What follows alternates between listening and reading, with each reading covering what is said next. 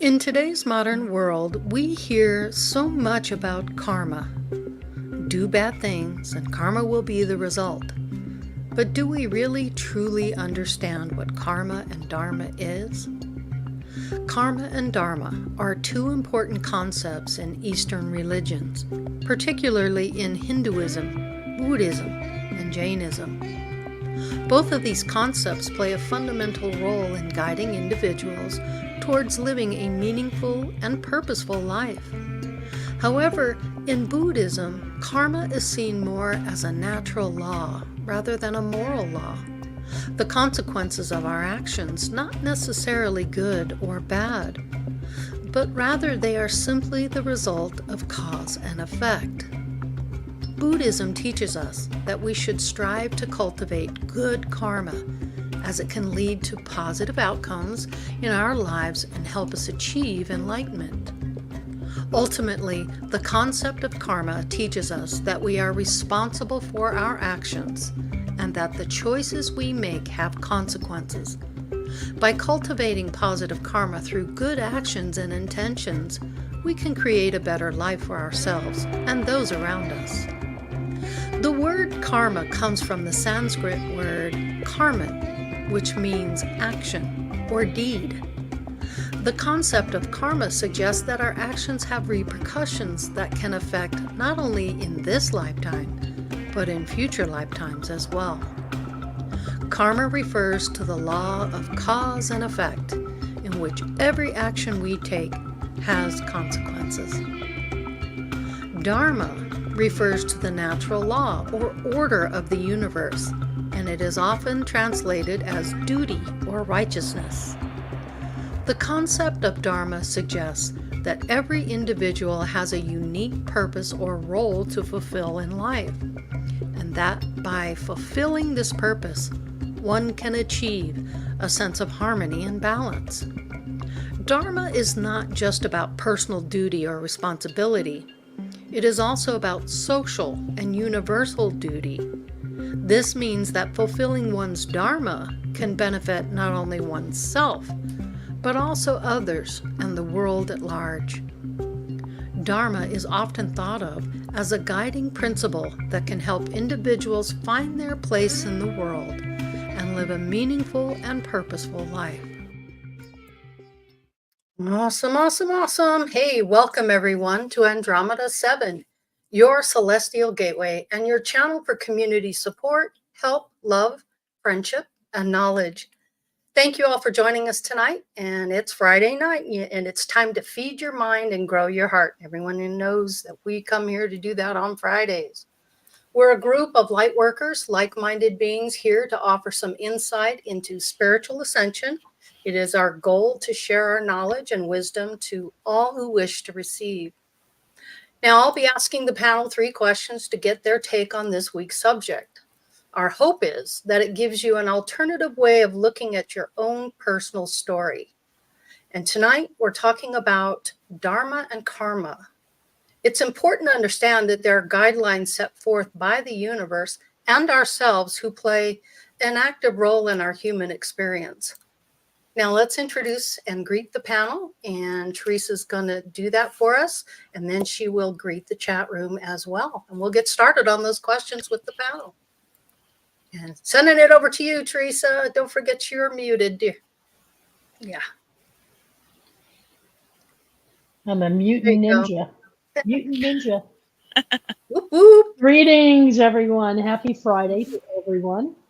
And it's good to see our panel, Laurie, our hostess with the mostest. Mm-hmm. Nice video. Thank you for that video. It was a good Thank overview. you. Mm-hmm. Appreciate that. And Got welcome to our sister Sophia, or Witchy Poo. It's always pleasant.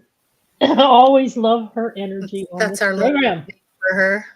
Yeah, we call her our Witchy Poo. And lovely Hannah. Hannah and Zach. Welcome back, Zach. Yeah, welcome back, you two. So glad. Good to see you. Mm-hmm. Yeah, we've added you to the Andromeda text box too. So for those of you who are part of that, go say hi to Zach later. Brian, Grandpa Brian, who's in the chat room, we love him very much, and he's got a party going on at his place. He's got a slew of people and puppy dogs running all over the place there at the cabin. Sounds like a good time. We'll see him next week, and Dalibor, we'll still send him our thoughts and prayers for a speedy recovery. Most definitely. Haven't heard from him in a while, so I think he's still got a little bit of a struggle going on there. So we'll just send him lots of love and healing energy. And Jazz and Nick will be popping in and out of the chat room tonight. Let's send her some healing, because Jazz has a little bit of a migraine going on. And when they can, they'll pop into the chat room with everybody. Yeah, hope you feel better, Jazz. Take care of yourself. Drink lots of water. And Nick will be in there. So Ignis Draco, hi, he's already. Yep. Let's say hi to the folks in chat. There. Let's see. Yeah, we have. There he is. There's Ignis Draco. That's Nick. And let's see. He's a good one to have comments about tonight's program. I'll tell you that. Lady Spitfire, it's always good to see you in here, lady. Welcome. And we have Elizabeth Bauer. That's Grandpa Brian's daughter. Good to see you. Smoking a G. My God, it's been a while. Hello, lovely lady. How are you? Hope you're feeling good these days. Yeah. Good to see you. Let's see. I think I caught just about everybody. Looks like so far. Yeah, you sure did. Others that'll hop on in a little bit. Yeah. And welcome to our new viewers. If you're new to the show, welcome. It's good to have you with us. It's good to have you with us. Back to you, Laurie. All right. Sounds good. Well, first thing I wanted to do is just quickly go over, and I'm going to share just 2 slides tonight. The first slide, and then we'll get into those questions and see what the panel has to say about the topic. But we have 4 goals of human life, and it's the first 3 start with Artha, which is security. Goal number 2 is Kama, pleasure. Goal number 3 is Dharma. And goal number 4 is moksha, liberation. But I kind of like this one. This one breaks it down a bit easier. It's hard to read on here. Didn't realize that. Which one? I got it. Physiological. It was just difficult because I got some stuff in the background. Physiological. Okay, so there's different steps when you first come into life, and you're getting used to being human and all that, and you're dealing with the basics: your breathing, your food, water, sex, sleep, homeostasis, excretion. You're living the physical life. And then that moves into the next stage of life, which is safety, security of the body, of employment, of your resources, of morality, of the family, of health and property. And then you move into the friendship, love, belonging, friendship, family, sexual intimacy. And then later in life, you're learning more about esteem. All these things build upon each other. And you get to the self-esteem, confidence, achievement, respect of others, and respect by others. And then finally, that last stage is the self-actualization, which is the morality your creativity, your spontaneity, problem solving, and lack of prejudice and acceptance of facts. So you can see the progression of the goals and things that you go through your lifetime. And this is divinely designed for you to have the best possible experience of a lifetime. And as I was doing my research on this, I just found this to be really incredibly synchronistic for me, because I totally relate to each step and each thing that I was going through my life, through my 61 years of being here. This is exactly what I've been experiencing. And so I thought that was interesting and good to share with you guys. I thought it was interesting that it parallels that pyramid of stages of consciousness, where you have the survival mode. It's like an evolutionary process of your consciousness. So it meshes with it. Yeah, it sure does. And then if you get into the Vedic, and I kind of lean towards the Vedic, just that I resonate with it. I try to pull everything in and then make my decision on where I want to go. But you've got these first two levels here through the Vedic, and that's the Artha, Kama, material layer. I don't know what I'm supposed to do. Monies, desires, relationships, objects, things, fame, etc. And then you get into the Dharma aspect of your life, and that's the spiritual layer. I know what I'm supposed to do for the rest of my life. And then you reach that karma, and that's the karmic layer. I am doing what I'm supposed to do. And then, of course, the liberation layer is moksha. And I did what I was supposed to do and now have achieved the object of human pursuit. Thus, I am liberated. Anyway, I thought that was so interesting. So I like that liberation. Yeah. It's like there is a level that you reach where you're like, yahoo! You start to make it.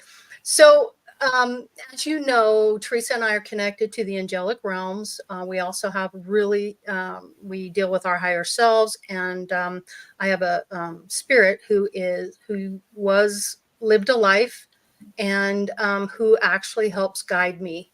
And this was a guide that I gained through this spiritual awakening that I had. And he's going to be with me the rest of my life. So that's pretty cool. And I'm not sure if you guys know who Eric Medhus is. Eric Medhus is from Channeling Eric. And he's got quite a lot of feelers out there, and he's helping thousands of people. And so he is in part responsible for me being on here, as well as Theresa. So I wanted to give a shout out. So if you haven't checked out Channeling Eric, please do. Elisa Medus is just a sweetheart, and is just an incredible channel, and she does a great job. So if you've got time, check it out. It's worth it, especially if you're coming in to an ascension process. All right, well, let's go ahead and get into the questions. And who'd like to start tonight? Anybody? Any volunteers? I'll pick you. All right, Hannah and Zach, let's do this. The first question from Spirit is, do you believe in karma and Dharma? Here's our first question. What's your take on that, you two? And what is your understanding and knowledge of it? Please share with the group. Well, since I volunteered, I'll start. This is a topic that's been very near to me for 9 years when I started my spiritual awakening. And I wanted to know, what am I here to do? And I studied the Bible, and I would get up before college and read the Bible and take notes on it and actually study it for a couple hours. And after doing that a while, I finally studied myself out of the Bible. You know, it's not so simple, but to make the story shorter, I realized it didn't make sense to trust a book that had been passed down. To me, it didn't make sense. It's fine for anyone who chooses to, but it didn't make sense to follow something that was passed down in that way. So I started looking toward things that couldn't be edited by humans as much, like nature. And, I'm excited to get into this and talk about how these are things that we can approach on a fundamental organic level without even having to get at it from the written down or the oral sources, very good sources for the foundation, but also it's right here too. And it helps us get out of the weeds of religion sometimes. Yes. So I'm passionate about. Mm-hmm. Do you believe? It crosses over Oh, and yeah. weaves in and out of every religion. Yeah. And It's just the religion, original roots. You know. yeah, religion does serve its purpose. Yeah. There isn't anything better. It's just, where do you resonate? Where are you starting? Some people start with religion and work into that. So it's all kind of open. Zach, I found, reflecting back when I first learned about a little bit of Hinduism and Buddhism way back, I always lean towards the esoteric truths in any one given practice. But there's something in common between a lot of the religious practices and belief systems. And it started out with this understanding of universal law and the understanding of karma and dharma. And it was flatlined through the implementation of dogma. So the dogma whitewashed the esoteric value and original teachings. And I see humanity slowly coming back to that. I've been watching it, I guess, since the 1960s, in my case, the world coming back into a realization of those original truths from an esoteric perspective and a more spiritual feeding of the self and soul. So thanks for pointing that out, because I think it makes a big difference, because there are a lot of folks that just follow dogma and they don't get this. They don't get the whole life cycle and the whole soul development aspect of it. So, yeah. Awesome. Hannah, your take? He knows more about this stuff than I do. Let me just preface that. We're still very interested in what you have to say about it. Yeah, thank you. Karma. I read one book from how do you say the Gita? Bhagavad Gita. Bhagavad Gita. Okay. I can't say it. But it basically mentioned how karma is just, in essence, a sense of regret. Now, I understand that, but I think there's other layers to it. I do believe in karma. I do believe in Dharma, yes. I also think the mind can create things, but I do believe that what you put out comes back. And I think in that essence, that's it just shows. So if you're doing good things will happen for you. If you're doing bad things will happen for you. Is that what you mean? Yes, but it's also not expecting it. Like, if I'm going to be doing good, expecting that good back. Good point. Very good point. Without expectation, then. Right. Okay. And but I know that there's some people who don't believe in karma, and it seems like nothing's happening to them, especially even if they do something that's perceived as negative. So I think it's a multi-layered thing that I can't really explain, but I believe doing good things in my mind. Do you believe there's a right or a wrong? No. Good or bad? No. Just is. Yes. Yeah. Well, I like what Nick is saying here, Ignis Draco. It's definitely not real. It's definitely real, not in the sense it's a power that keeps tabs on you, but rather your choice leading you to the next scenario of the book you're maintaining in this story of life. Yeah. It's kind of like, in my mind, it's karma. The way that I understand it now is a sense of regret. If I do this thing and there's like a subconscious or conscious feeling that I might regret it, it might show up in life, my next chapter, as, I'm not supposed to be here, or I'm not supposed to be doing this. And that could be in like a space of work where you don't like, or it could manifest as a lot of things, but Yeah. Truth Seeker says, sorry, but karma's not regret, but as per the Gita, it's doing one's duty without any expectations or desires for the consequences. That's exactly what we were saying. Yes. Yeah. Yep. Thank you. All I know is that one of the first pages it mentions it, and I highlighted it, and I can bring my book and read the passage, but yeah, it's all good. Right. Thank you for that, both of you. Appreciate that. Sophia, I'm going to work my way over to you. Do you believe in karma and dharma? I do, but because I am forever enchanted with the runes, this brings forward the rune Gabo for me. Okay. So it's the 7th rune, it's the cross rune.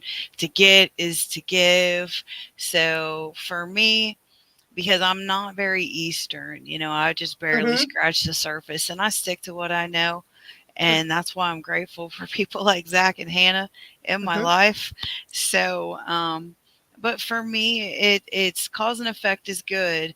But like we just said or inferred to a little moment ago, energy is neither good nor bad.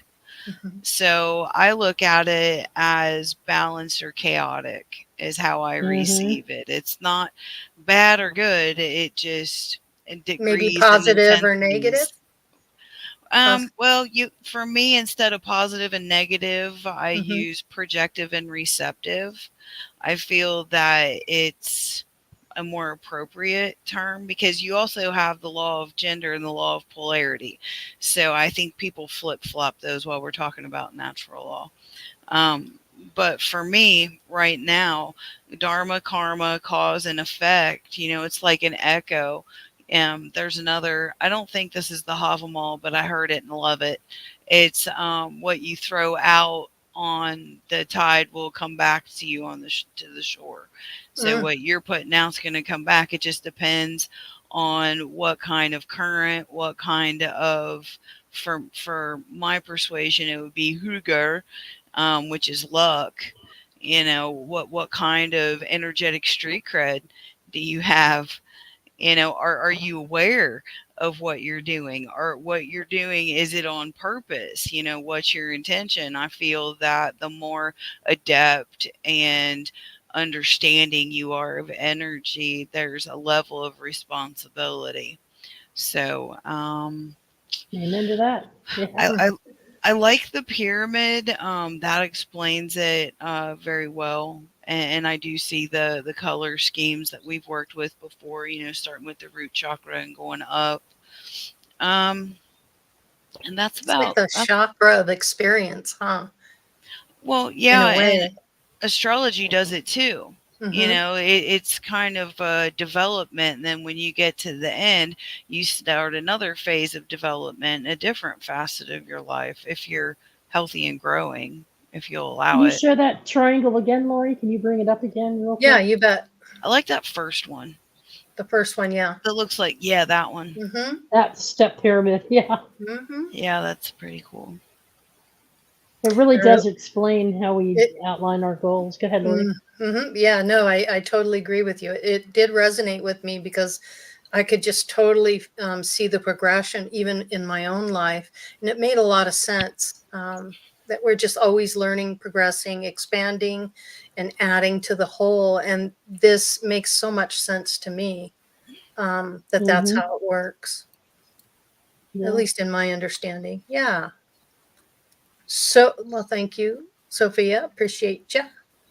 We'll get to you now, Theresa, my co-host and bestie. Do you believe in karma and dharma? I sure do. Now more than ever before. Absolutely. I've weaned myself away from more of the traditional hardline explanations of karma and dharma. I hadn't thought about it in years, and when you mentioned doing this last week, I just was like, I'm not going to even know how to talk about it because it's been so long since I even thought of it in the terminology. But the way I view it is there's these two different energies at play. One is on a very cosmic level, which is also deep within our innermost self and our highest self.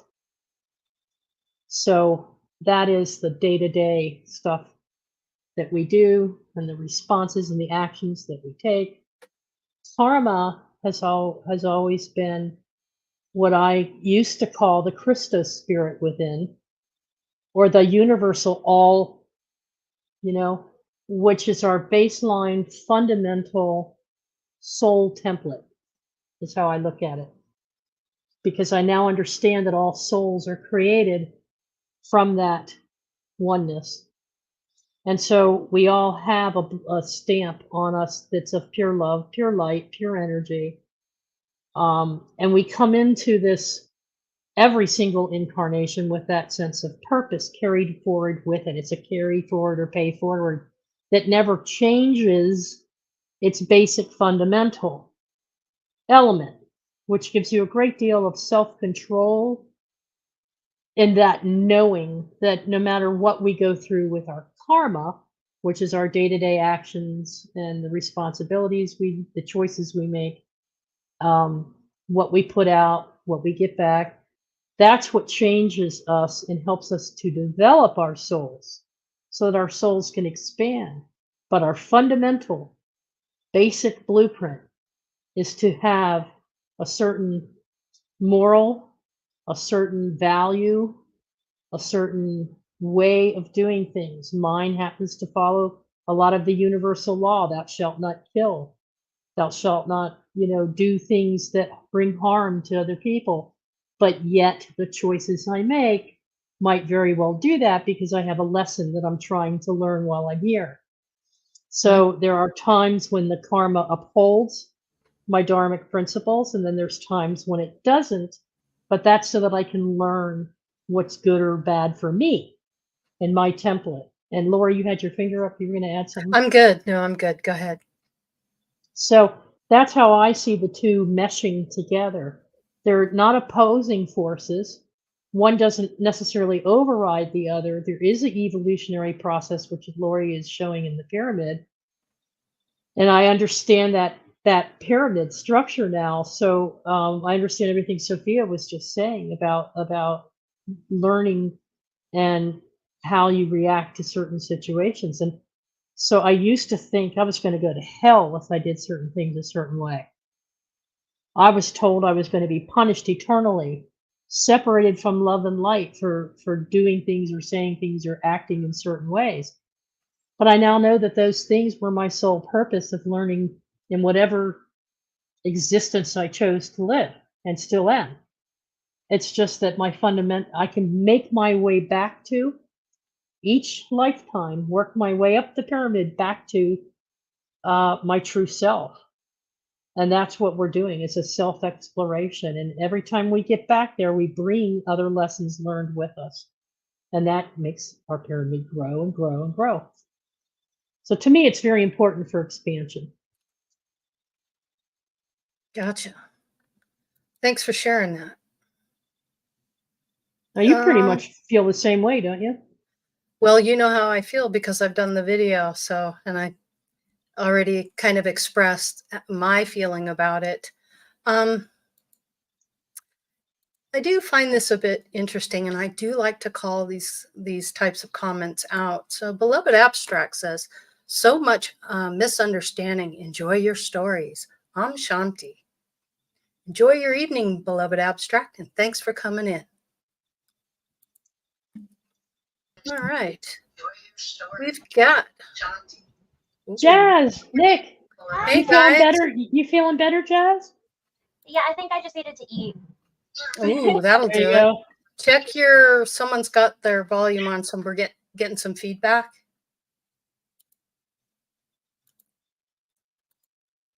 There we go. That's better.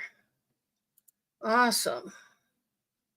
Okay. Well, since you two have popped in, what say you? And let's start with Nick over there. Well, I don't want to miss Nick this time, even though he's in the background, kind of behind you there. What say you, Nick?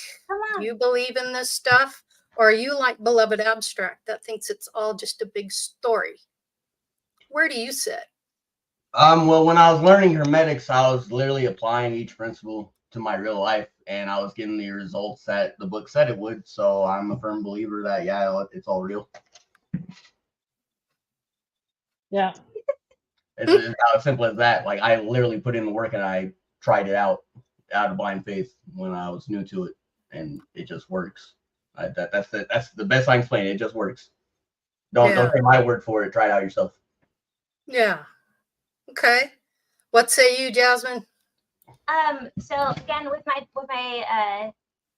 me being the nerd that I am, I don't know if you guys remember in algebra, what you do to one side, you do to another, right? To find the variable of x. So it's the same thing. What do they say the two universal languages is music and math? So math just happens to make sense in this instance because what you do to one side, you do on the other. So if you do a good deed, you'll get a good deed back. Or like the problem is, yes, exactly. But the problem is what people stand in, the energy that they stand in. Like, are you doing good things to get good things back? Because if you're doing it in that kind of energy, you won't see it come back to you in the way you expect it to, because you're standing in the wrong energy. So really what you're putting forth, it's kind of like a disguise. So you have to make sure that when you're giving or you're being a good person, that it's coming from your heart space, because that's what you're going to get back. You're going to get something back from your heart space, because if not, then you're just going to get something back that's shallow and superficial, and you're not going to notice it, and you're going to be like, well, I've been a good person my entire life and it's never paid off. I always see these people cutting corners and doing bad stuff and they always end up winning. And it's like, well, you have to really, like, why are you doing it? You know, sometimes your good stuff piles and piles and piles, and you'll end up getting a big return in the end. But it all starts with intention. Agreed.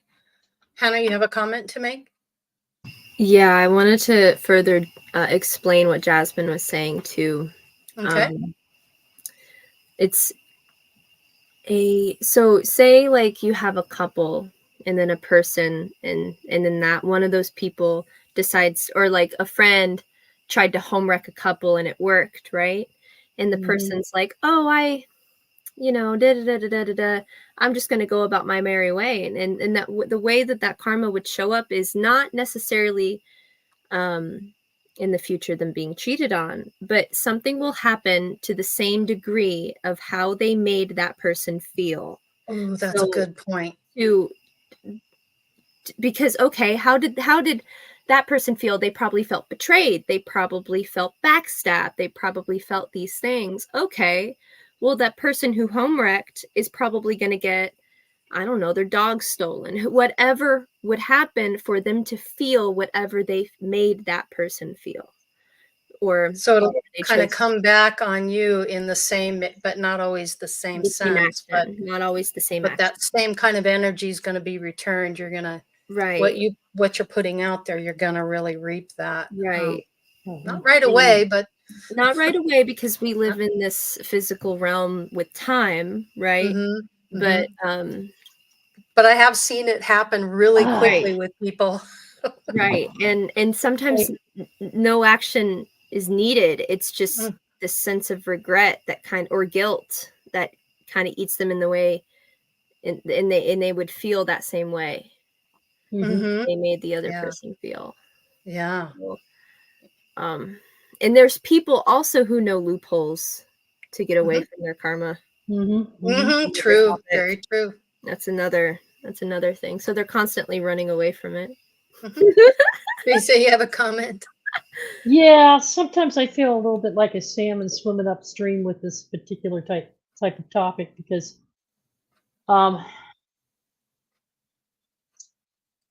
it's where I am right now.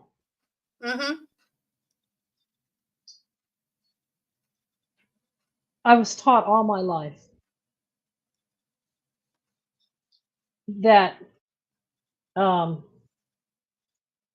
past would come back to haunt me. I'd either be stuck in the afterlife in a place called purgatory, where I couldn't progress until I repented for what I did, or I would be judged by something outside of myself, that a higher being that would hold me in contempt or judgment, and it would be a mark against my soul, that all my indiscretions would be held against me, and so forth. And then I learned in modern spirituality that that's not necessarily the case, and that there's been all these different perspectives that you carry it through to your next life. Well, if we're living in quantum parallel universes and we're everywhere all at once at the same time, then we're on a different learning curve with different experiences and different purposes in multiple places, if we believe that.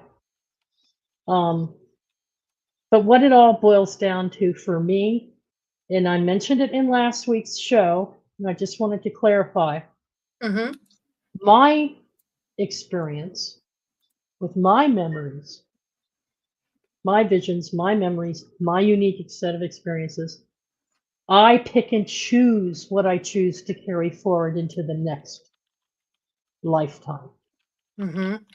If I decide I've had enough of this lesson, maybe I'll learn it by observing others in another lifetime, and then it'll sink in, but I have other things I want to move on to. So I don't necessarily carry every bit of that karma with me from lifetime to lifetime, because I think people are under the impression that if I lopped someone's head off in the previous life, I would go ahead and get my head lopped off in this life. That's just not the way it works. My soul has developed and experienced, and when I go back for my review, I go, that's what I was supposed to figure out. That's what I was supposed to learn.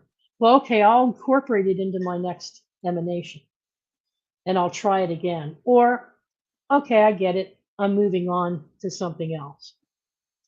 And if it's something very major, my oversoul, my higher self, and my being, we will determine what we want to bring into this existence to experience or re-experience.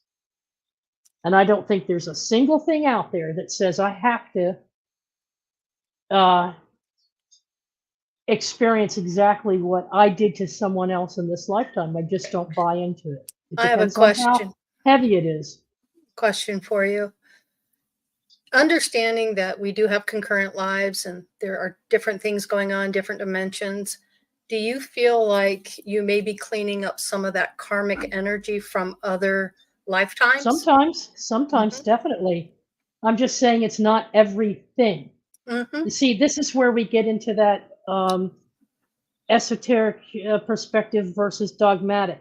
The minute somebody in some faith or some spiritual tradition says to me, this is the way it is, and this is how it is, and this is how it has to be, my red flags go up, because that's not how it is for the evolution of my soul. And that's based on my past life memories, my regressions, my visions, and how I feel. There's a whole lot going on in my life right now that I carried in with me. Absolutely. Yeah. My other soul that occupied this body carried in with it. And then I've had to adapt my own purpose and blend them. And so I know that there are some carryovers.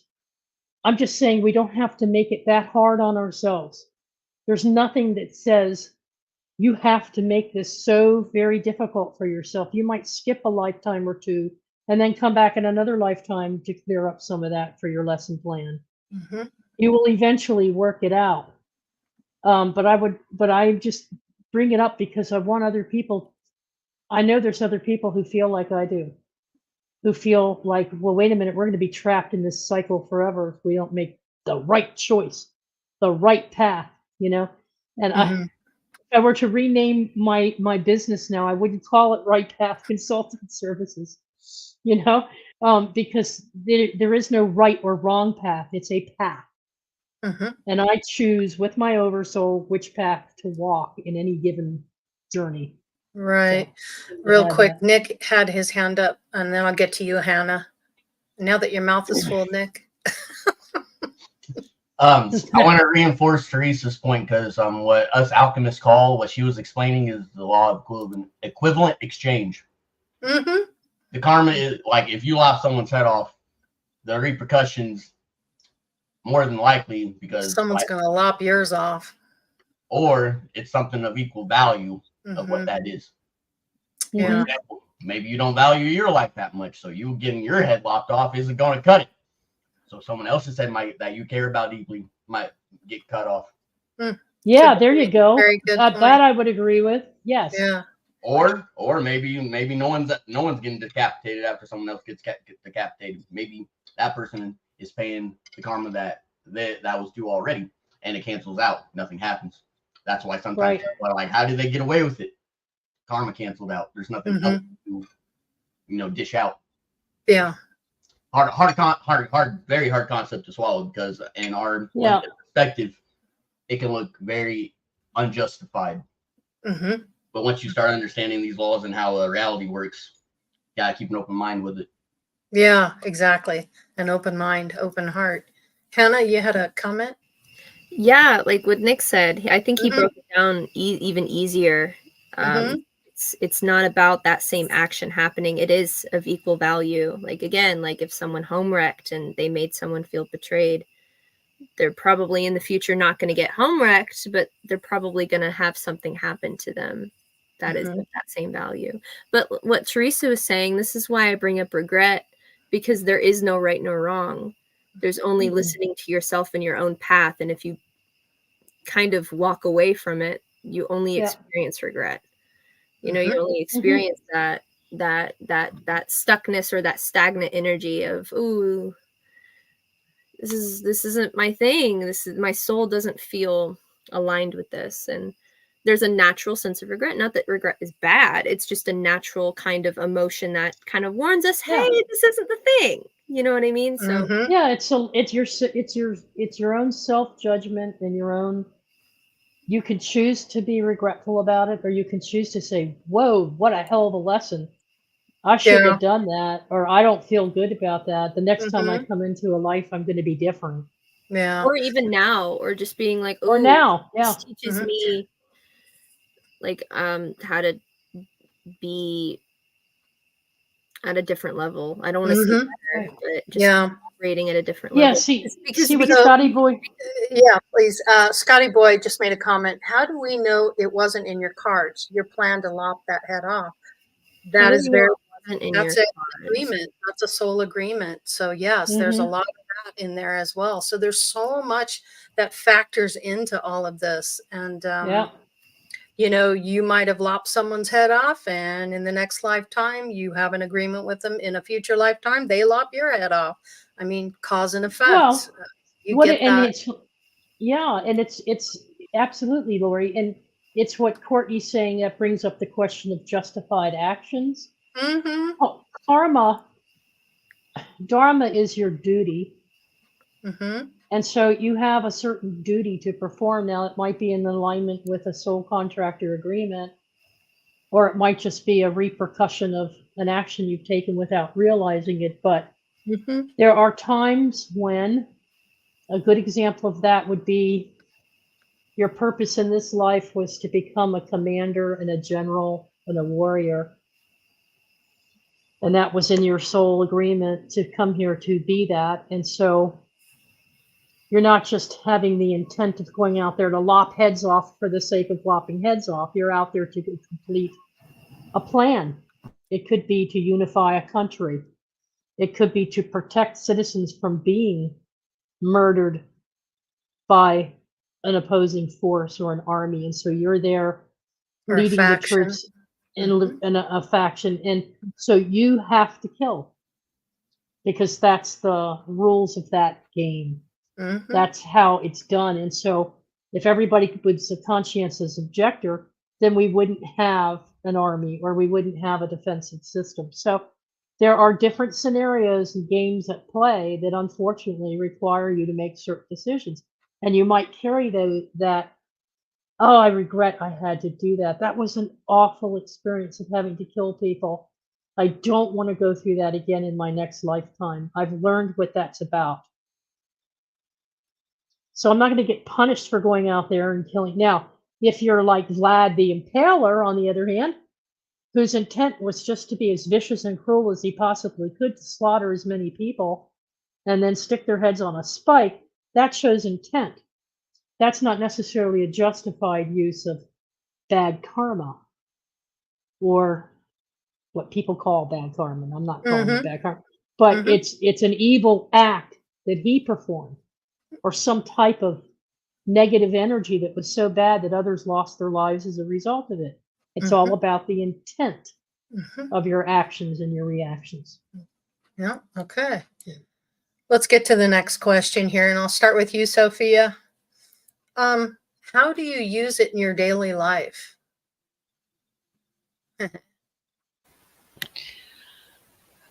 Carefully. I feel that every day, every opportunity, every word, every thought, because contrary to popular belief, our thoughts are not our own. It's just not. If thoughts are things and energy follows thought, I mean, come on. So not all your thoughts are your own? I would say unless you know how to actively shield them and employ said ability, that, yeah. Okay. Especially for people like me, I don't go eavesdropping in between people's ears, but some people scream and I can hear it. So, but I would say that the Gabo approach, the 7th rune, the X rune, is where I fall on this to remind myself the best way to move forward, the most productive. It's not easy. No one says we have to like it. But when you've been around long enough and you've seen things firsthand unfold for not only you or those that you love, you realize, it's a responsibility because I'm aware of it. So, yeah, every day, just being mindful of where I'm going, what I'm doing, what's involved. It's, I don't know. It's a responsibility because life is precious and it's short. And I feel that it's a responsibility of an active metaphysician to stay conscious and aware of that, not to become arrogant or employing micro inequities that cause limitations and separations. Great. It keeps me in check. I like that. Truth Seeker has a comment here. I think we karmically experience the results of our actions in terms of how it has affected all those around. Like killing in one birth would result in us losing a loved one suddenly in another. That's exactly the point we were trying to make here. But yeah, you said that very eloquently. So thank you for the comment, Truth Seeker. Very well said. Nobody gets away with anything. Hey, Sophia, I have a question for Sophia real quick. On not all thoughts are our own. I can tell when I'm getting an energy in that's not coming from deep within self. You recognize it?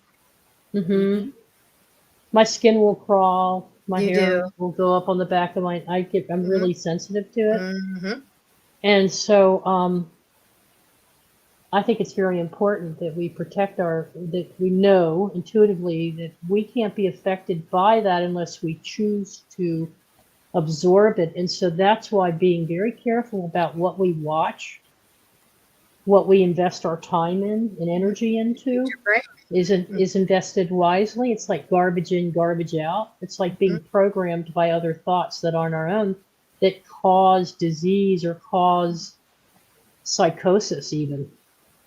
That change personalities. I've watched teenagers who are just wonderful, and I'm not saying this because I went through it too as a teen, and then all of a sudden a switch goes off at age 12 or 13, something happens and all these other thoughts come in, and as part of life's evolution from a child to an adult, to experience all those things, and lots of us have been through them.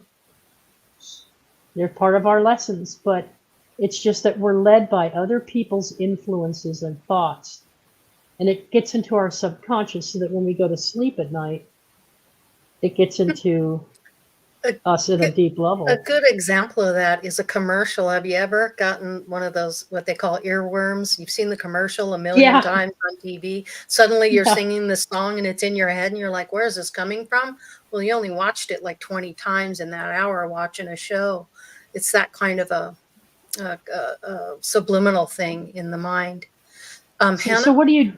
So I'm I was sorry. gonna. I'm sorry. There was a question. Go from ahead and ask your Sophia in question. there. Go ahead. I Go ahead. apologize. Mhm. Sophia, the question I had for you was, what measures do you take during the day or at night when you're asleep? I mean, how do you prepare for differentiating these thoughts and protecting yourselves from thoughts that aren't your own? I'm Maybe you glad you already answered it, but well, a little bit, but I'm glad that you brought it up, and I'm glad that you asked the question, because a lot of people, when they say, protection, we talked about this before. We have the frequency of energy. So if you're purposing to meditate, hum, drum, remove the limitations, and soften the ego because it's there for a reason, you don't really have to worry about. At least I don't, protecting myself unless I'm navigating some anger or I'm doing some shadow work and my constitution isn't as stable as it normally is, then that's when I would employ allies, which for me, crystals are allies. Just because you wear a crystal doesn't mean your buttocks is covered. Okay, know that. For me, it's like an extra feature on a car. You have to program it. It needs to know what it's supposed to do, and you need to take care of it because there's a lot of companion energy that comes into that.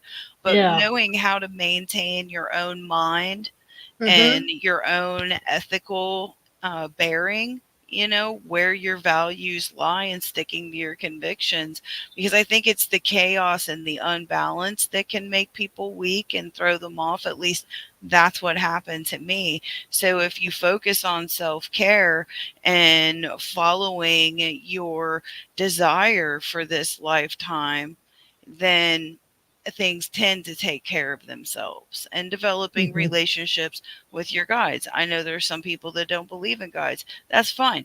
Good for you. Do you. But that's not me. So I do, I do what I have to do to fill my contract. So I hope that answered the questions. It's not so much about protection, because I can feel when unbalanced, chaotic energy is around me, whether it's residual or intelligent. And I can tell the difference between the two. And the very first thing I do when I'm confronted with something that is nefarious, because that is out there, okay, it's not as common as what Hollywood would want to think it is. But the first thing I do is I close my eyes and I go into a power posture, which is Olgies. I am love. I am light. I am truth. I am peace. I am strong. And it comes from the gut and from the heart. And 9 times out of 10, they're done. They're like, oh shit, this one's putting up a fight. We need to go find an easier target. Or hands out works for me. Hands out works for me. Yeah. Finding what works for you, I feel, is part of this journey. Yeah, agreed. Jasmine, you have a comment. Thank you, Sophia and Theresa. Thank you. Thank you. Yes. I wanted to bring attention to the word experience, because that's what it all is about. It's all about what you are experiencing. What is it? What are you getting from this life? Sometimes you'll want to be the villain and be like, I want to know what that feels like. And then once you know what that feels like, you'll have a contrast of like, oh, you know what? I didn't like how that felt at all. I'm going to go over here. It reinforces who you are and why you want things. So all of these experiences that we have, just take them as that. Yes, everything is important because you'll start realizing the value of everything. But going off of what Sophia was saying, there are things that tend to mess with your ideas or your thoughts. Personally, the way I was confronted by it was just like a little nick of like, oh, well, don't you think this would happen? And I'm like, who? What? Oh yeah, I need to. And then I would obsess over it and be like, that's right, I need to do this, I need to do that, and blah blah blah. And then it would send me into like a tiny little spiral. The way I would say it, that's is like, the ego. Yes, they would. And it was so perfectly done because I thought it was my own idea. I thought it was me looking out for me, but it wasn't me. Because then my guide's like, you need to put something sparkly over your head. And I'm like, what? Why? And he's like, because people are messing with your thoughts. You need to like put something sparkly over your head. And I'm like, how is something sparkly? And then the thing is, I'm obsessed with the how, right? Yeah. But I recently found out that the how's not all that important. Your body and your subconscious mind will find a way to make the how happen. You don't necessarily need to know right this second. It's kind of like when people become parents for the first time. You don't know exactly how you're going to react. You don't know exactly how you're supposed to do it because life is layers, right?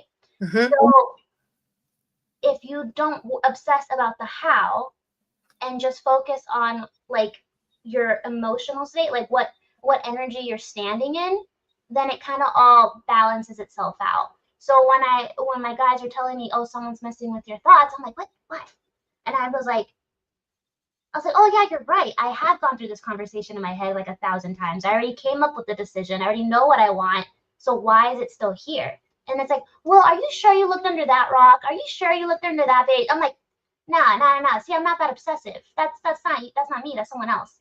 So yeah, I put like a light catcher, like a star catcher above my head, and it's just reflective, and it helps because every time, whether it helps emotionally or spiritually, I can't quantify that, but I know that subconsciously and like consciously when I look at that, I'm reminded, hey, wait, is this me or is this someone else? Because sometimes life gets you so busy, and this state of being keeps you so it's that discernment that you're talking about and how but important it's that not is. always actively active. How we were talking last time, it's a skill, it's a skill set, like a muscle. So it helps me remind myself of what Sophia was saying, is just checking in and being like, is this really what I want to experience? Do I really want to experience this kind of panic? Right. I don't want that. Yeah. So it helps kind of shift the attention. Gotcha. Hannah, you've had your finger up. You want to make a comment? Yeah. I wanted to slowly answer your question of how I use karma, but a while ago we talked about how people can infiltrate our thoughts, and I wanted to add and build upon this idea. So I believe that bodies and our minds are open naturally. We are not closed vessels unless we make it so, but naturally there's a web. There's like a universal web that connects us all, and our thought forms are not physical, they're energies. So technically you can telepathically communicate with anybody and everything subconsciously, and it's up to you if it's conscious at that point. But yeah, we're constantly having this energetic communication that's not really seen. So, and some people, actually everyone, and everything, we are affected by everything we see and touch and know, and that's in our senses. Even if you think that you're not affected, oh, I don't like that ad, I'm just not going to look at it. You had an action with that thing. You have an action towards everything. So it is about how you want to experience that said thing. So what Sophia does, if she's, oh, someone's infiltrating my thoughts, she is reacting to that. However, she's choosing that experience and what she wants to do with that. So, and not everybody's karma is the same. Somebody can get away with this dark action, and another person can do the same action and not get away with it. Get bit in the butt right away. Right. And that, and really just listening to ourselves, back to, we're affected by everything. So how do I allow this to, I think it's an inspiration. I think for me, it's a meditation. I think it really allows me to, or helps me to become more mindful, I'd say. It is a meditation practice, I would say. Center and focus. It's very internal. It's very like, when I meditate, I'm very focused, and it's a practice that is constantly evolving. Gotcha. Yeah, we're always affected by our outdoor stuff, but it's what you want to do with it. Right. How about you, Zach? How do you use it in your daily life, or do you? Well, I'd like to point out two things that people said when I answer this.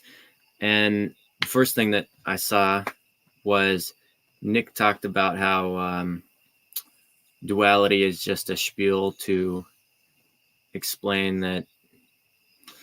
I forget how he put it exactly, but it really gave me an image of when you zoom out and you look at something that seems dual, like hot and cold, or one decision and another decision, you realize how they are two parts of the same whole. Right. And then that helps me relax, because I used to take things very seriously, and I still appreciate Sophia's dual. Whereas I'm saying relax, Sophia's saying pay attention to everything you do. Yes, I did that to the extreme. And then I went to the opposite, which is relaxing. And that's kind of more of a Taoist approach. And that's important because that allows me to follow my Dharma more. If I were really concerned about following my religious principles, I wouldn't be able to do things that were contrary to them, even though they're important for me to do in this life. There you go. Bingo. Wow. I couldn't even have long hair if I continued going to the Baptist church that I started at. And so then when I got to this question that someone else recently put in the chat, is there karma associated with being, just being? Yes. Yes. And I love that question because I've thought about it so much and I've meditated on it. And I went through a point in my life just thinking, well, what if I just be and clear karma and just be until there's no more karma because I just waited out? Well, that's kind of how I started practicing meditating. And then I realized it's not easy to just sit and meditate and just be. It actually takes a lot of preparation, because if you try sitting, I think the longest I've sat has been 3 hours, and just completely still without moving. It is really painful just to sit, no matter how you sit.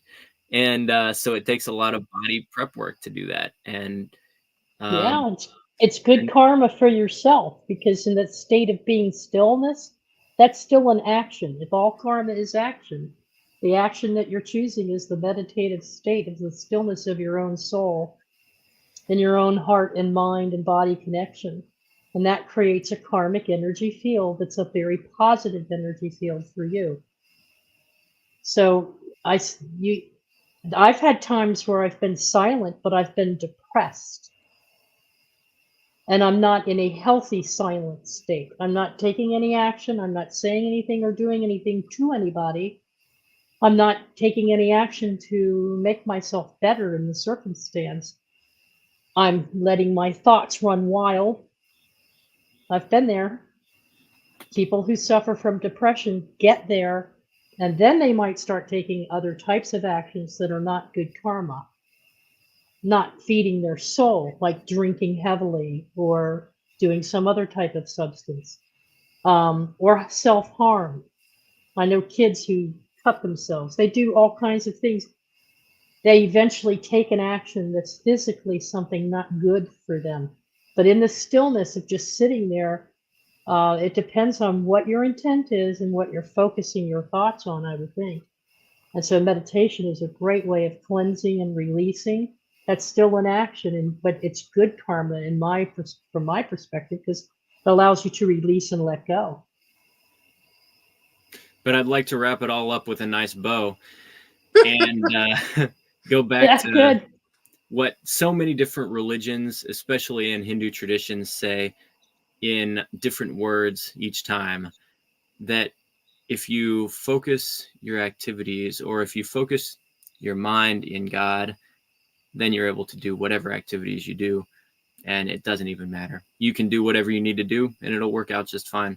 And so I love choosing a way that I focus on God. And if I have an earworm get in my ear, I replace a song or a mantra with my mantra to focus on a form of God that it vibes with me. And so it makes it a lot more fun when you realize you can relax, you can pay close attention, you can do any way you want, and it'll work out, because it just depends on your perspective. It really does. And everyone's got a different perspective just like Scotty Boy here has this interesting perspective. Yes, in this realm, is there right or wrong? No, just experiences in the bigger picture, but we're not in the bigger, higher realms at this moment. No, that is absolutely true for you, Scotty Boy. That is absolutely true for you. And that's your experience and your perspective. And I greatly appreciate that. All right, moving on. Theresa, did you answer how you use? Yeah, I think you pretty much answered the way that you I'm use fine. it in yours. Yeah. Okay. Well, and this is kind of an overall, what does it mean to you? And I think we've totally been expressing that right now. And it's interesting, all the different perspectives and how we all see things. I find it absolutely fascinating because the more people share their experiences and what they think is going on, there's so many ways you can look at it. It's just living a lifetime, and when you pass on and you take it to the higher realms, I think they just gobble this stuff up because it's so unique and so different. And it is quite an interesting experience being human. And I know we've done this over and over and in many different ways to an infinite ability to do that. But it is an exciting topic for me. I get immersed in it.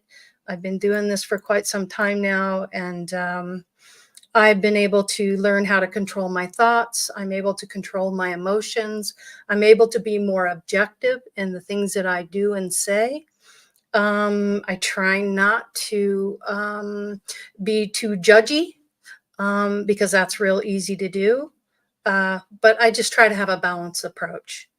And I think that's what gives you balance and grounding when you're living a lifetime. And I think that really is part of the goal, so that you can get to that higher level of moksha, so to speak. So quite interesting. Wow. Well, we've gotten through the questions. Did you have another comment, Theresa? About moksha, I just love that moksha liberation. Yes. It reminds me of the old concept of nirvana or heaven. Not old, I shouldn't say. The concept of nirvana, or what some people perceive to be heaven. You know, because it's really intended to reach. It's like the cycle of birth and rebirth. So you are free of selfishness. You work your way up to the point where everything's about the self, and then you start realizing how you're affecting other people around you and what energy you're building with them, what kind of relationships. So it's very much relationship oriented, and you get to that point where you get rid of most of your negative traits, or at least that's what I'm doing. I'm getting rid of most of my negative human traits, and it's an ability to rise to your truest soul self, and recognize love for what it is, recognize pureness for what it is, for what that means to you. But it's just, to me, moksha is beyond the nirvana. It's beyond the concept of a heaven or a hell. It's a reunification of you. Yeah. Everything is you. Yeah. I don't have to deal with that anymore. I don't have to be that person anymore. I can make some positive choices, or I can make negative choices. I'm just gonna be. Yeah, exactly, Courtney. Yep, I agree. Yes. Fascinating. So I just free will. Can we just for 1 second, because I know you're trying to wrap up, but a lot of people have expressed in this chat room and on this program, and I'm even glad you're going to address this. Thank you so much. Yeah, they've addressed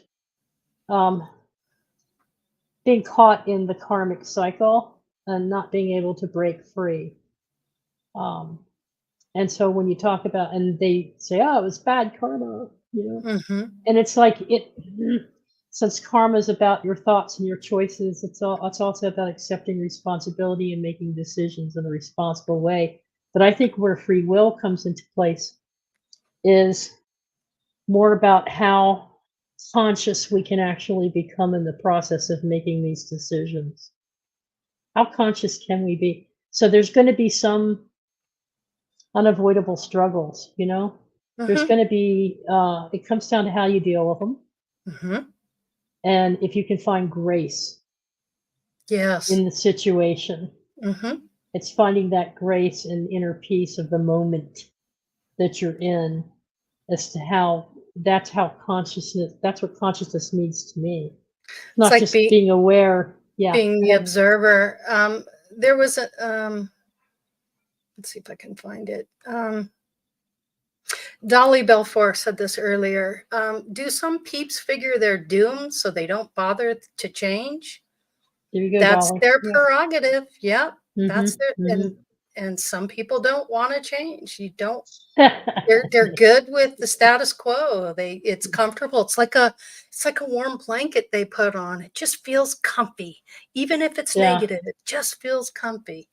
And the challenge is throwing the blanket off, getting cold and feeling it, and really absorbing it, understanding it, sitting with it, and then deciding, I don't want to make these choices anymore. I don't need to do this. And I always say, whenever I get into that state of mind, and if I'm involved with someone else or there's something going on, I'm always asking for whatever is best for all involved in the situation. And I just try to remain positive and centered and focused, grounded, and I just allow it to go on. And there are some things I will not tolerate, and I will remove myself from that situation. I just will not, I can't do it, and I don't want to, and I don't want to be in that space. Can I read this brief paragraph from Gigi Young? Sure, but before you do that, for Dolly. Steve, yes, Steve just said, it's that inner knowing that everything is fine no matter what you're going through. I totally agree with you, Steve. Spot on, Steve. Yes, spot on. All right, you want to go ahead and read that real quick, and then we'll this wrap is this from up. This is from Gigi Young. Gigi Young, for some of you who may be familiar very with her. intelligent lady. She's a great spiritual teacher, and yes, she is. She does a lot of from the School of Theosophy. And this is about the free will and the karma. Sometimes we get so worn down in life, so tired of suffering and so tired of stress, that we can form the wrong ideas about what our life is. And we think that life should have no struggle, no challenges, and that's the illusion. It's our job to become conscious, to become spiritually self-aware and strong enough in our life to be able to be present and overcome these challenges. And that's exactly what creates spiritual strength. So you see, there is free will, but it's kind of like a free will within a destiny. I like that. I love that. Yes. Yeah. I'm sorry. I know I see your hand, Jazz, but Hannah had hers up real quick, and then I'll come to you, Jazz. Sorry. It's just, I'm just trying to be fair here. It's what I'm going back to what Steve said, and I understand that concept transcendentally. I understand it, but I have a lot of I gaslit myself in many situations that everything's fine, and and it wasn't. So sometimes it is that knowing that everything is fine, but it's that humanness of, oh, the situation, no, that's not fine. And and I feel like, and I'm going to get blunt, but that exact mindset is what creates a lot of gaslit people who are not ready for that transcendental experience or awareness. Some people just aren't ready for that yet. No. And everything is fine, but if something does not feel fine, that's okay too. And to experience that and to feel it for what you think it is, because feelings aren't fact, but the situation is very real and it does affect me, and this is what I need to do about this. So I get really like, because back then in my life, you know, I was like, everything's fine, everything's love and light, you know, and it wasn't. Yeah, no matter how much you told yourself So, that. no matter how much you tell yourself that, that's not really, and you're gaslighting yourself, and your head and your heart's not connecting, and then there's a further separation of your soul in your body. So I know what it's saying. I know the trends like, oh, this is all fun and game. No, but there's another layer to it. So Right. Awesome. Thanks, Hannah. Jasmine? Going off of what Hannah said, there is another layer because that's responsibility. Some of us that have seen that contrast, Good point. The good and the bad, we have a responsibility as well to help those that need it, you know. And some of us have that calling, and some of us they're here on vacation. There are souls that are just here on vacation, and the rules don't apply to them, and they're just like, "Ha, that's fun," you know. So don't really focus on others. This is like a very private, very personal decision of karma, because that's what's going to feed into your reality. The other thing that I wanted to say is what Theresa was touching on, that people try to free themselves of karma, and it's like, then you're not human, because to me, it's like everything that we do, all about tied the experience and karma. Yes, it is. We're not. We're learning. So it's like, oh, these people, like, I remember one time Hannah was telling me a story how she was drumming really enthusiastic, and she was like, oh, I love this drum. And then some guy's like, oh, you're creating karma attachments to that drum. And she's like, I'm happy. Like, what the hell? Wow.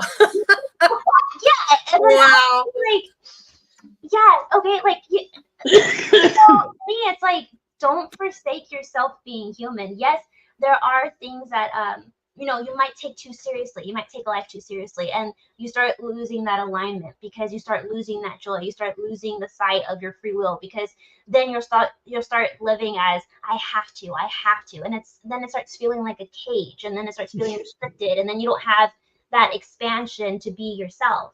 And that's what it is. It's to be yourself, as long as you're not hurting yourself and you're not hurting another. Because every time I say that, someone's like, oh, but what about myself and I'm hurting someone? I'm like, no, that's not, no loopholes here. So don't be afraid of living life. The problem is, how long do you stay in your pity pool? The problem is, how long do you stay down? Yes. When will you get up for yourself? You know, like, a lot of people are waiting for. When are you going to show up for yourself? Exactly. Like, no one's going to treat you with respect until you respect yourself. No one's going to do the dirty work for you until you do it yourself. No one's going to do your shadow work unless you're ready to face yourself. Right. And that all comes with that free will that Theresa was talking about. It's, I'm going to go cheesy. I'm going to say life is what you make it. It's all how you see it. It's all how you feel it. So choose what makes you happy. What space, what frequency you can do you be want bright to live and shiny, or you can be dull and dismal. Yeah. There's no wrong choice. There's no wrong choice. Do you want to live in your trauma, or do you want to live in a different place? Right. You know? Exactly. But I love that, Jasmine. With the awesome. You know, there is no right or wrong. The only thing is that there is a responsibility to yourself. How much longer are you going to be treating yourself with disrespect? How much longer? That to me is the real question, because once you start questioning that, and you start finding your own self-love and your own self-worth, then you start being like, hey, you know what? I want that. I want this. I want more for myself. Yeah, and understanding that you have choices. You can make those choices. Take a moment and decide, do I want to go this way or do I want to go that way? Do I want to make this positive? Do I want to make it negative? What do I want to do, and what are the repercussions? How am I going to play this hand, so to speak? Yeah. Sophia's like 100%. Hey, Sophia, it's in the chat. There you go. Yeah, she lost her internet connection. Sorry about that, Sophia. Bummer dudette, but it's all good. Well, guys, let's get to the final thoughts, and I'll start with Hannah and Zach. Zach, I'd like you to start with the final thoughts, if you would, and we'll work our way around. Final Oh, thoughts on the show. What's your takeaway from all of this and all the different perspectives and what you're feeling about that? yeah, I like how we've approached it from so many different angles. I guess I'd like to go back and provide a voice of less heard voice about Less is more.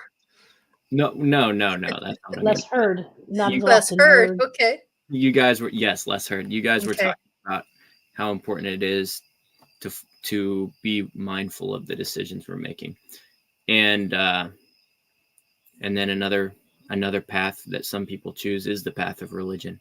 Coming full circle, I started there and I got out of it because, man, I don't like religion.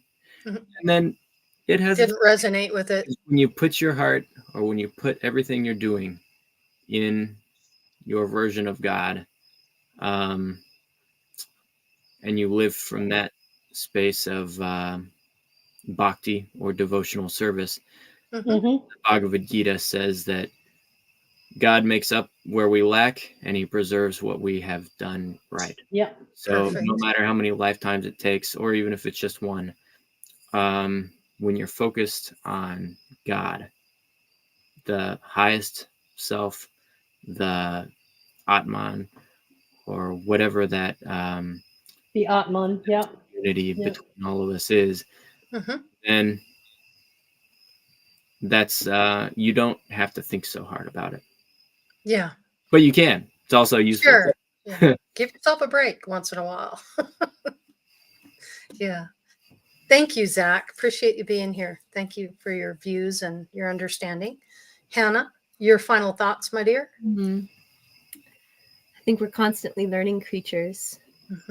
And when it comes to people, like when it comes to this topic, it's like a really cool to dive in and to explain the energetics of it all. Swim around in it a bit, absorb it. Seriously. I feel like, I don't know how to explain this, but it's kind of like,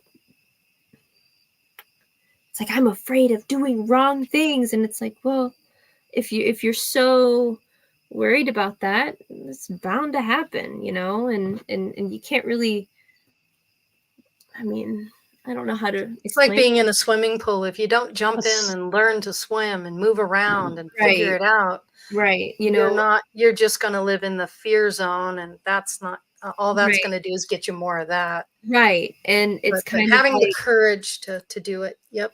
It's good to have an internal discernment or judgment, but when we're so hard on ourselves, it kind of creates a stagnant energy, I think, or we do things that we don't mean to. So it's kind of like, don't take it so seriously, but know the value of said moral code, karma, dharma. I mean, at the end of it all, it's just kind of treating people how you want to be treated. It's kind of simple. It really is simple. Really is a simple concept. And yep. You just described what I call the karmic bubble. It's like you get trapped yourself in your own karmic bubble by what you think. Yeah, and then you're limiting yourself. Yeah, thoughts are things. And you put it out there, you put that energy out there, you're bound to run into it head on. It's kind of like throwing an object down the road and then running into it. It's kind of like the pyramid that we talked about. We need that foundation, and people might see that is a very, very survival humanistic concept, but it is the foundation. Yeah. And we're constantly going up, and then we reach this point, and it's like, oh, I'm liberated. Next lesson. Yeah. and it's like, it's beautiful. It's so beautiful, and we're constantly evolving. I think it is the goal of life to do that, to reach that pinnacle, because then you'll come in another lifetime and all that will be washed away, and you have a whole new palette to work with and to design. Yeah. But not even lifetimes either. It's different phases of this life now too. Yeah, it can happen in a week, it can happen like, oh, I need my money, I need my job. And then the next few days, it's like, okay, let's we're comfortable with this foundation to experience this next thing, to do the next thing, to be liberated. Yeah. Thing. Oh, I have the sense of freedom. Okay, I'm ready I have all the space and time now. Next thing. And it's not really this, I'm there now. Yeah. No. It's a mindset. Yep. It's a I don't know. I just feel like don't take it so seriously. Just ride the wave and know your path, know what would be wrong for you, but don't judge others for choosing what they decided to do, because even in their action, it's teaching you something about your path too. Yeah. And everything's a lesson. But don't take it too seriously. Right. I agree. Thank you too. Thank you, Hannah and Zach. Final thoughts for you two, Jasmine and Nick? You go first. So I wanted to say that don't stress too much about making the right decision. Start focusing on what you would consider your default, like what feels natural to you, and then build from there. Because you have to have some type of foundation, something to work with, to actually see what you're doing. Because if you're just constantly like, today I'm gonna do this, today I'm gonna do that, today I'm gonna, like, if you don't have a foundation on what you're doing, you're not going to see your progress. You're not going to see how things have changed throughout your life, and how one way is making you more happy, or one, because I've done that where I'm like, okay, today I'm gonna do just straight logical decisions, right? Just whatever sounds good on paper, that's what I'm gonna do. But then I started, like, I wasn't feeling good, right? But then when I started doing decisions just based off of my emotions, my life was so unstable. So, everything's a balance. I always say, like, it really does come back to a balancing act of how much are you really going to lead one way or another. And it's hard because sometimes I'll be like, wait, what was my first initial reaction? What was my first instinct? And I'll start thinking, and I'll put like thought into like what spirit told me. And I'm like, wait, no, I'm overthinking it. What did my guy just tell me? And I'm like, then I'm like, okay, you know what? Let's pretend we do this route. How do I have any resistance to that? Or do I feel like it's going to be heavier for me? Or is it going to take more effort for me to do this route? Okay, so then let's do this route. So then that's how I've been navigating that, because I wouldn't say it's all a game, because there is like that seriousness to it, but it almost is. It's kind of like, where are you going to put your points? What are you going to put stock in? But I just wanted to reiterate, it's a saying, I'm not quite sure who made the quote, but they said that you're always making the right decision in the moment with the information that you have at hand. Once you get new information, your opinions will change. But don't stress about, oh, I should have known that. It's like, but you didn't. No, you know now. And you can make decisions based off of the now, but you didn't know that back then. And you can't blame yourself for not knowing what you didn't know. Life is a progression. And to me, when people are like, it's always a lesson, I used to get so mad. I'm like, when am I going to relax? I'm tired of working. I'm tired of the lessons. I'm always working. You'll relax when you allow yourself to relax. Exactly. So then I was like, oh, it's not the destination, it's the journey. Oh, okay. So now it's like, oh, the whole time I've been stressing myself out. I've been putting all these expectations on me, and it's like, pop that illusion. So, yes, I would say take it as seriously as you want. Take it as not seriously as you want. Whatever makes you feel more balanced and happy with your state of being. I was talking with a girlfriend at work today. You want to create a life that you don't want to escape from. And what kind of actions, because every action has a reaction, right? You have consequences, they're good or bad. There's still a consequence. So what kind of action or reaction do you want to play? And then you move from that.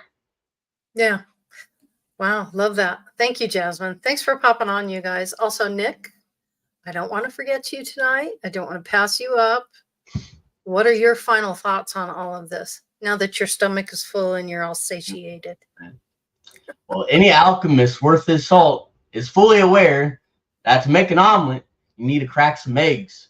I'm in a world full of rectangles. and I need a triangle. We figure it out. We figure it out. There you go. I love that. That's cute. Very cute, Nick. With that being said, anything happens with cause and effect. If you do something that you consider bad or the outside world considers bad, do two things that are good to make it up. A little cheat code. Just don't torture yourself and be like, oh, I can get away with bad stuff now. That's not how it works. Like, you're just paying off the debt. You want to stay out of debt, unlike most Americans. So, but you know. Yes. Thanks, you guys. Appreciate that. And I'll give the final thought to Theresa, and we'll say goodnight. We're an hour and a half into it, and I like to keep it at about an hour and a half. You good, Theresa? Teresa's good. Alrighty then. Well, listen, everyone. Thank you so much for joining us and for your thoughts, opinions, and perspectives. It's greatly appreciated. Hope you all have a wonderful week. Thank you all to the panel. Thank you for all that's in chat. And also thank you for all that will see this in the future. We greatly appreciate you all, and peace and love to everyone, and enjoy your weekend. Peace out.